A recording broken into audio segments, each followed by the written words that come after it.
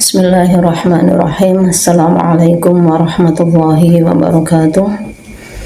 Alhamdulillahi rabbil alamin. Wassalatu wassalamu ala asyrafil anbiya'i wal mursalin wa ala alihi wa ashabihi ajma'in. A'udzu billahi minasyaitonir rajim. Bismillahirrahmanirrahim. Ya ayyuhalladzina amanu إذا قيل لكم تفسحوا في المجالس فافسحوا يفسح الله لكم وإذا قيل انشزوا فانشزوا يرفع الله الذين آمنوا منكم والذين أوتوا العلم درجات والله بما تعملون خبير. Sadaqallahul Azim. Para pemirsa yang kami hormati, puji syukur kepada Allah Subhanahu wa Ta'ala dengan mengucap Alhamdulillahi Rabbil Alamin atas segala rahmat dan karunia-Nya yang telah diberikan kepada kita semuanya, sehingga kita bisa bertemu kembali di YouTube Tausiah MI Watoniyah Islamiyah. Semoga apa yang dirahmatkan oleh Allah Subhanahu wa Ta'ala kita dapat menjaganya setiap saat. Salawat serta salam semoga selalu tercurahkan kepada junjungan kita Nabi Agung Muhammad Sallallahu Alaihi Wasallam yang nantinya mampu memberikan syafaatnya kepada kita semuanya kelak nanti ketika kita bertemu di Yaumil Qiyamah. Para pemirsa yang kami hormati, Alhamdulillah pertemuan pada kali ini akan kita lanjutkan kembali pertemuan sebelumnya yang kita bahas tentang sifat asasi seorang pendidik. Yang pertama yang harus kita miliki yaitu karena kita semuanya adalah menjadi pendidik, baik pendidik untuk diri kita sendiri, pendidik untuk orang lain, pendidik untuk lingkungan, maka dari itu sifat ini pun harus dimiliki oleh siapapun. Yang pertama adalah mempunyai sifat keikhlasan yang sudah kita bahas kemarin. Yang kedua adalah sifat takwa. Kemudian yang pada kali ini yang akan kita bahas adalah sifat pendidik, yaitu sifat ilmu pengetahuan. Kita ketahui bersama Bapak Ibu atau pemirsa YouTube bahwa ilmu pengetahuan ini betul-betul sifat asas yang harus dimiliki seorang pendidik, karena manakala seorang pendidik tidak mempunyai dasar ilmu maka akan mendidik dengan tanpa ilmu, sehingga nanti akan menghasilkan anak didik, menghasilkan hasil pendidikan yang tidak berdasar atau tidak beraturan, barangkali juga bisa menyimpang dari kaidah-kaidah keilmuan, baik itu terkait dengan ilmu agama, penanaman akhlak, kemudian penanaman akidah, semuanya harus berdasar kepada Al-Quranul Karim, kemudian berdasar kepada Al-Hadis atau tuntunan Nabi Muhammad Sallallahu Alaihi Wasallam.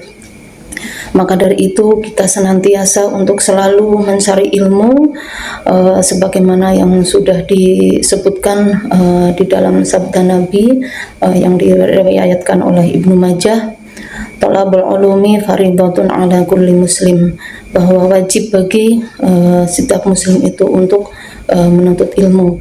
Dalam hal ini secara syar'i adalah sebagai seorang muslim adalah ilmu agama yang harus dipelajari terlebih dahulu, bahwa jangan sampai ilmu agama itu tertinggal karena nanti kita bisa menjadi orang-orang yang rugi. Karena itu yang akan menjadi bekal kita selama hidup di dunia dan untuk kebahagiaan dunia dan akhirat. Itu barangkali yang disabdakan oleh Nabi Muhammad SAW terkait dengan ilmu pengetahuan. Maka dari itu ilmu ini sangat wajib kita ketahui dan kita selalu belajar untuk mencarinya.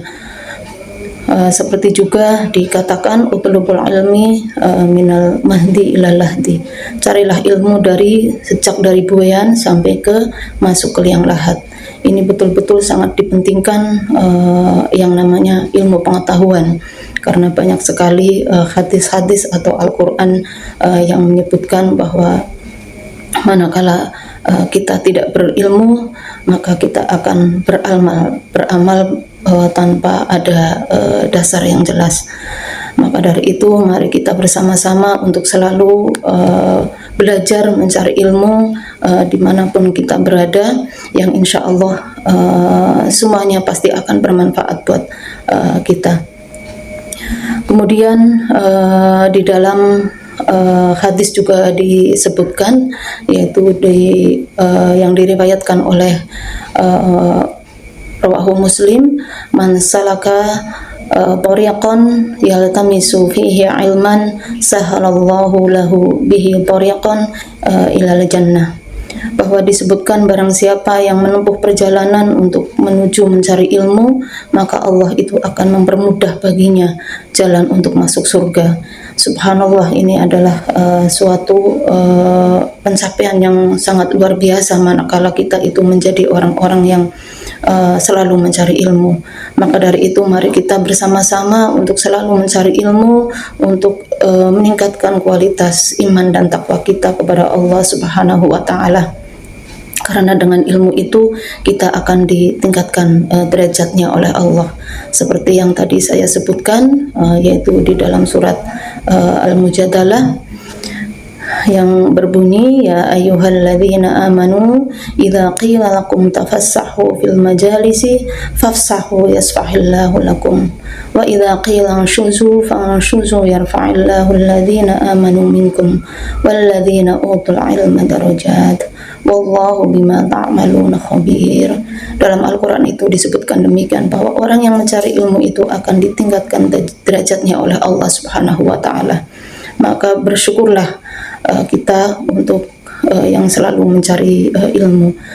Dan perlu Bapak dan Ibu atau permisa ketahui bahwa kita sebagai orang tua, manakala kita tidak bisa mendidik anak-anak kita di dalam keluarga karena banyaknya ilmu yang harus kita ketahui, maka percayakanlah putra Bapak Ibu semuanya, percayalah putra anak didik dan anak didiknya, pemirsa semuanya, kepada lembaga-lembaga yang mampu memberikan pengajaran, mampu memberikan bimbingan kepada putra-putrinya di lembaga tersebut. Insya Allah banyak lembaga-lembaga yang mumpuni, yang mampu memberikan pendampingan keilmuan kepada anak-anak kita, terutama orang-orang yang ahli agama, barangkali di madrasah atau di pondok pesantren atau lembaga-lembaga lainnya, yang insya Allah semuanya nanti akan mampu mewakili kita dalam pendidikan agama. Barangkali itu yang saya sampaikan pada pertemuan kali ini. Untuk selanjutnya yang nomor 4 dan 5 nanti kita akan sampaikan di pertemuan di lain waktu. Semoga banyak manfaatnya. Saya mohon maaf atas segala kekurangannya.